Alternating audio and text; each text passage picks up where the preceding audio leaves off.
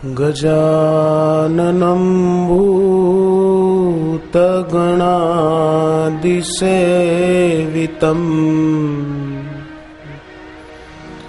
कपित्थजम्बू फलचारुभक्षणम्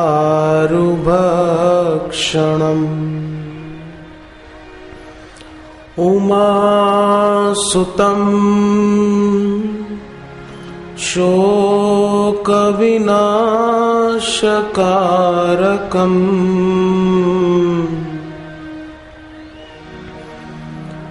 नमामि विघ्नेश्वरपादपङ्कज।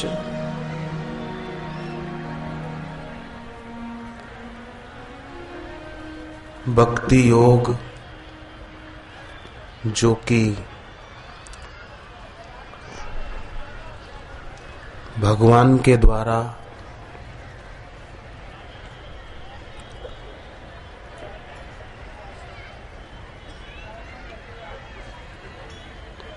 खूब गाया गया है,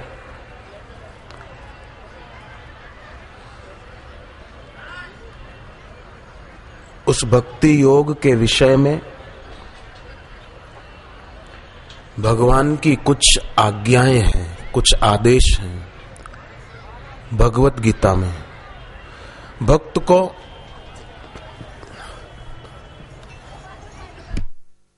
भगवान ने आज्ञा दी है,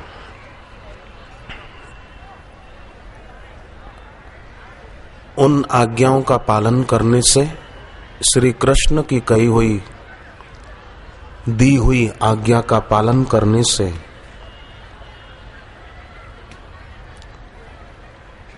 भक्त भक्ति योग में सुगमता पूर्वक सफल हो जाता है। पहली आज्ञा श्री कृष्ण भगवान की 7वें अध्याय के पहले श्लोक में है। ज्ञान योग के विषय में भी है, कर्म के विषय में भी कुछ आज्ञाएं दी हैं, पर भक्ति योग के विषय में जो आज्ञाएं दी हैं, जिनको भक्ति में सफल होना है, अपना परम हित करना है, उनके लिए पहली आज्ञा श्री कृष्ण की 7वें अध्याय के पहले श्लोक में कही, मयासक्त मनापार्थ योगम युंजन मदाश्रय असंशयम समग्रम माम यथा ज्ञास्यसि तच्छृणु।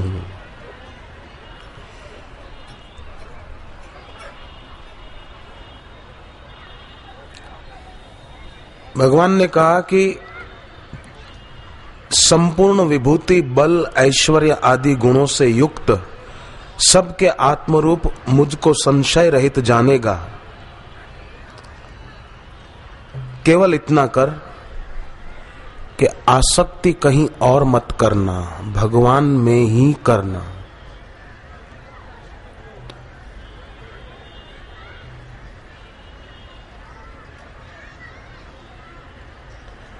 एक साधु थे, पूर्णता को पाए नहीं थे। एक भक्त उनके पास आता जाता था।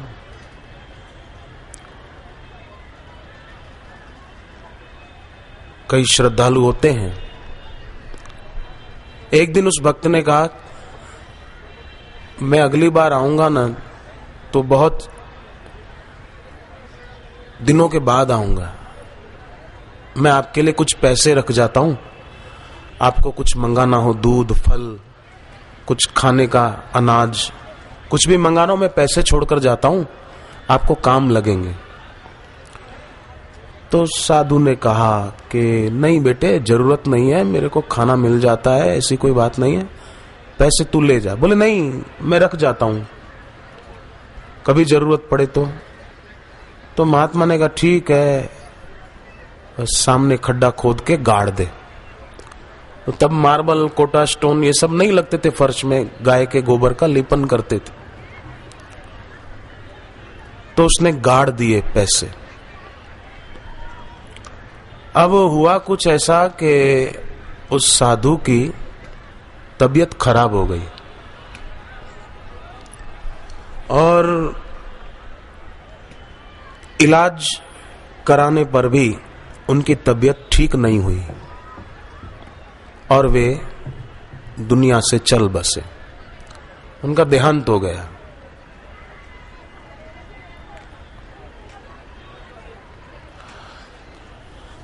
लोगों ने अंत्येष्टि कर दी, पर लोग जब उनकी कुटीर के पास से गुजरते थे तो महात्मा की कुटीर से आवाज आती थी, खट खट खट, जैसे कोई खड़ाऊ पहन के चल रहा है अंदर, ऐसी आवाज आती थी। लोगों ने समझा कि अंदर कोई भूत आकर रहने लगा है।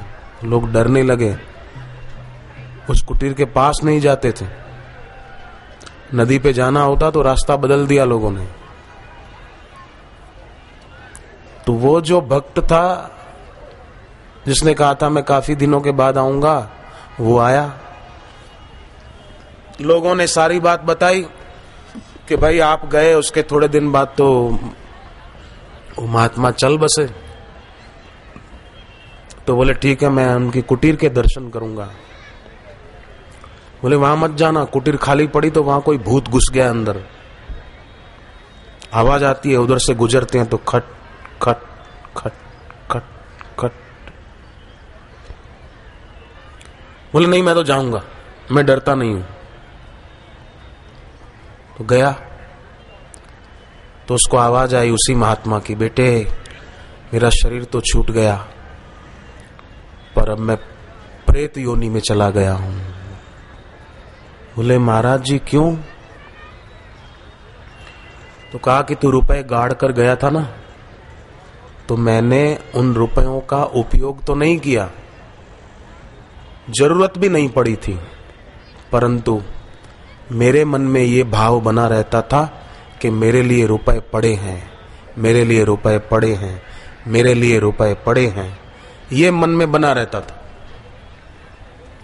तो शरीर तो छूट गया पर रुपयों में मेरापन नहीं छूटा। मेरे रुपए पड़े, मेरे लिए रुपए पड़े।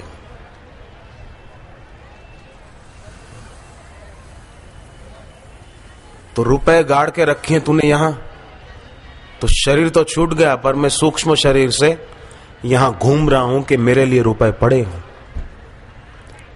अब तू एक काम कर, ये रुपए निकाल कर भंडारा कर दे गरीबों में, तो मेरा प्रेत शरीर छूट जाएगा, मेरी सदगति होगी।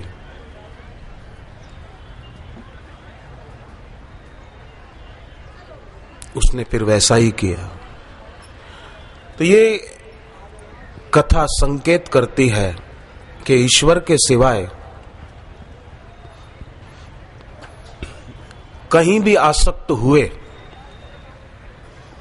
आसक्त न होना उसका मतलब ये नहीं कि घर छोड़ देना। रुपया कमाए, अच्छी तरह से कमाए, अपना व्यवहार बेटे बेटी की शादी आदि का ठीक से करे, कर्तव्य पालन में जरा भी पीछे मुड़कर न देखे पर ठीक से करे। नाव पानी में रहे पर पानी नाव में न आए। पानी नाव में आ गया तो नाव डूब जाएगी।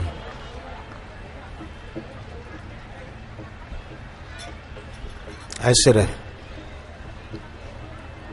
अत्रि और अनुसुईया की तरह घर पे रहे। दुकान पे कमाए तो तुलाधार व्यापारी की तरह, महाभारत में कथा आती, ऐसे ढंग से। और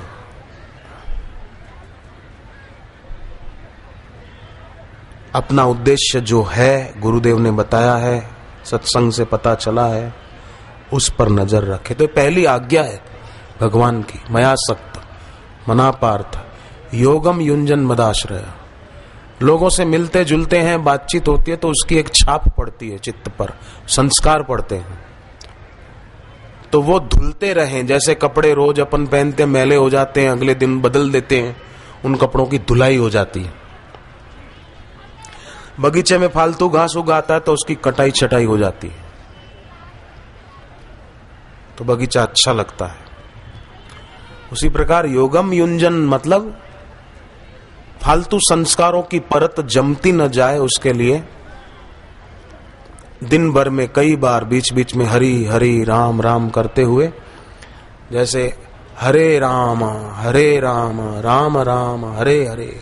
हरे मतलब संसार की सत्यता, हे हरि तू हर ले, हरे राम के भगवान ही हैं, बाकी संसार नहीं। हरे राम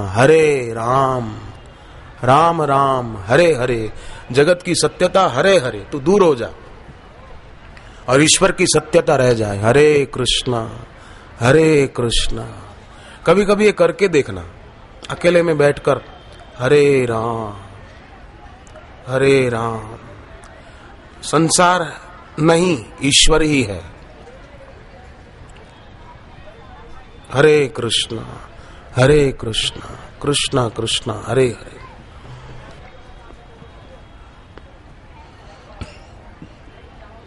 भक्ति योग के विषय में ये भगवान की पहली आज्ञा है। शृणु में परमम वचः, दोबारा कहा, 10वें अध्याय का पहला श्लोक। मतलब भगवान कहना चाहते हैं कि भक्ति में सफल होना चाहते हो तो बेकार की बात कभी मत सुनना। शृणु में परमम वचः, मेरे परम वचन सुनो, श्री कृष्ण का कहना है। शृणु में परमम वचः, ये गीता में कई जगह आया है। 18वें अध्याय में फिर कहा है, सर्व गुह्यतमं भूय शृणु में परमं वचः। भक्ति योग के विषय में भगवान ने दूसरी आज्ञा दी है 7वें अध्याय,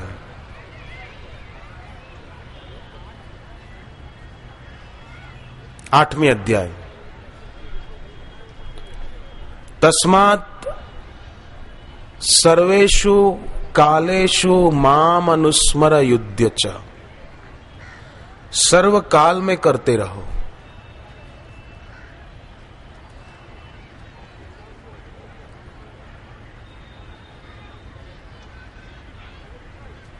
घर में रहते तो सोचो हम ईश्वर के दिए हुए घर में ही रह रहे। दुकान पर, ऑफिस पर, फैक्ट्री पर, नौकरी पर, जहां भी रुपए कमाते हैं, यही सोचे कि हम भगवान के लिए ही कमा रहे हैं। मेरी पत्नी में भी ईश्वर है, मेरे बच्चों में भी भगवान है, हम भगवान के लिए ही पैसा कमा रहे हैं, हम उनके लिए ही ये काम धंधा कर रहे हैं। पत्नी के लिए, बच्चों के लिए नहीं, हम ईश्वर के लिए कर रहे हैं। हम ईश्वर के लिए, बच्चों के लिए, पत्नी के लिए कुछ खरीद कर ले जाएं घर पर, तो मन में भाव रखें कि मैं भगवान के लिए ही ले जा रहा हूं, मेरे बेटे बेटी के लिए नहीं, मेरी पत्नी के लिए नहीं, मैं भगवान के लिए लेकर जा रहा हूं। तो काम तो वही होगा, पर भाव होगा कि ईश्वर के लिए कर रहे हैं, और घर में सुख शांति बढ़ेगी। ऐसा नहीं कि घर पर आकर पत्नी बेचारी इंतजार कर रही थी कि मेरे पति आएंगे, साथ में खाएंगे, पर पति ने आते ही गुस्सा कर दिया पत्नी पर। उसको बेचारी को सारे दिन आस लगाए बैठ